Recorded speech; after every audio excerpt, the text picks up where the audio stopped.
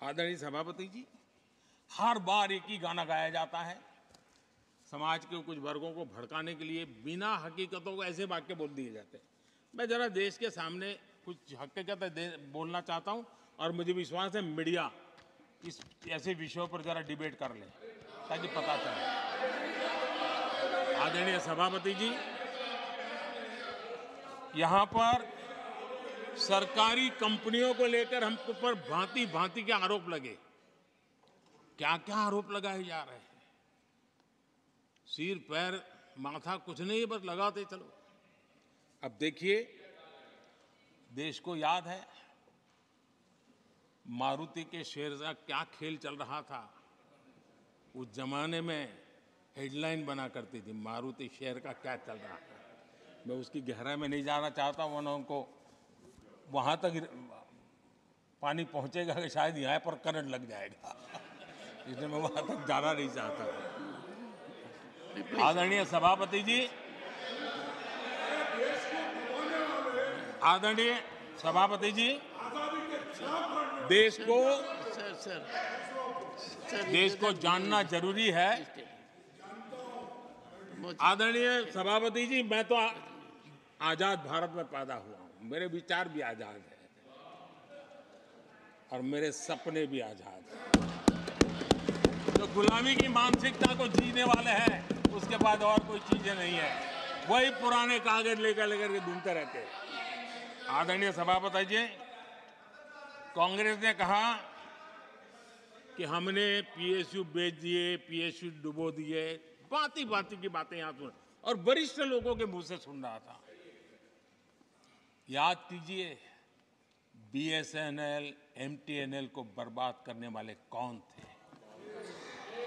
वो कौन सा कालखंड था जब बीएसएनएल, एमटीएनएल बर्बाद हो चुके? जरा याद कीजिए, एचएएल, उसकी दुर्दशा क्या करके रखी थी, बर्बादी।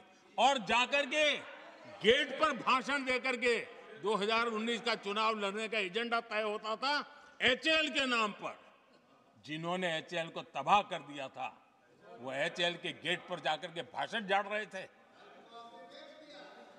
आदरणीय सभापति जी, एयर इंडिया को किसने तबाह कर दिया, किसने बर्बाद कर दिया? ये हालत कौन लाया था?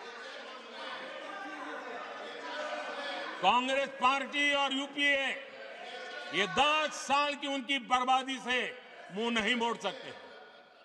देश भली भांति जानता है। और अब मैं हमारे कार्यकाल के जरा सफलता की बात बताना चाहता हूं। आदरणीय सभापति जी, आज जिस बीएसएनएल को आपने तबाह करके छोड़ा था ना, वो बीएसएनएल आज made in India 4G, 5G उस तरफ आगे बढ़ रहा है और दुनिया का ध्यान आकर्षित कर रहा है।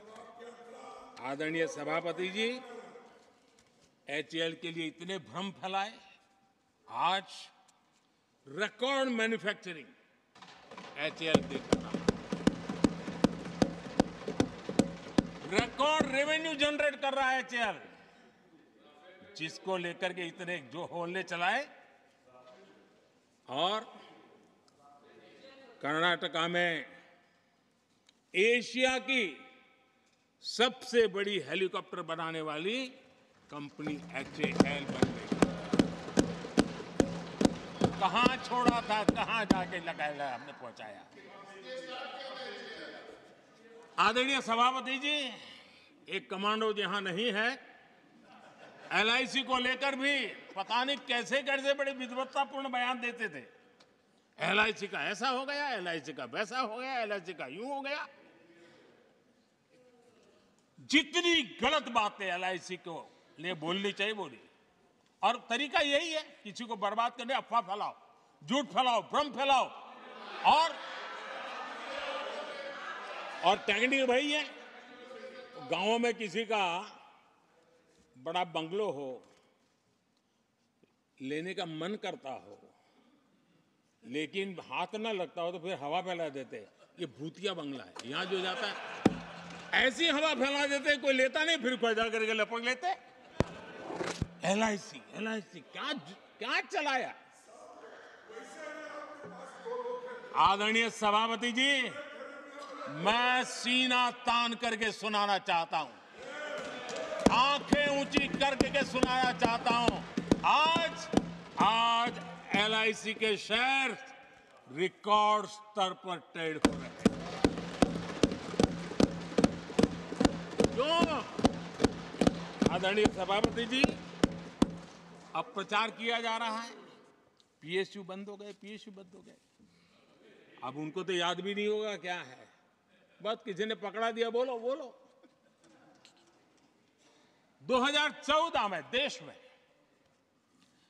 234 पीएसयू थे, 234 2000 उनके यूपीए के 10 साल के कालखंड में। अब 14 में जब उन्होंने छोड़ा 234 आज 254 है। 234 थे, आज 254 है। अब भाई कोई कौन सा अरिथमेटिक वो जानते हैं, बेच दिए, अब बेचने के बाद 250 हो गया। क्या क्या कर रहे हो आप लोग। आदरणीय सभापति जी, आज अधिकतर पीएसयू रिकॉर्ड रिटर्न दे रहे हैं और इन्वेस्टर्स का भरोसा पीएसयूज की तरफ बढ़ रहा है। जो छोटा सा भी शेयर बाजार जानते हैं, इनको समझ आता है, नहीं समझता है तो किसी को पूछो। आप सभापति जी देखिए, बीएसई पीएसयू इंडेक्स में बीते 1 वर्ष के दौरान लगभग 2 गुनी उछाल हुई है। आदरणीय सभापति जी, 10 साल पहले, यानी 2014 4 से 14 के बीच की बात करता हूं,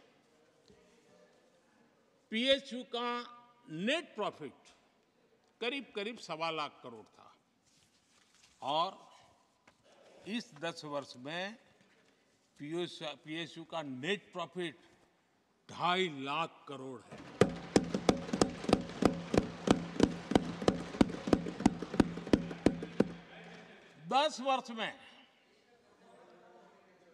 हमारे 10 वर्ष में पीएसयू की नेट वर्थ 9.5 लाख करोड़ से बढ़कर के 17 लाख करोड़ हो गई है।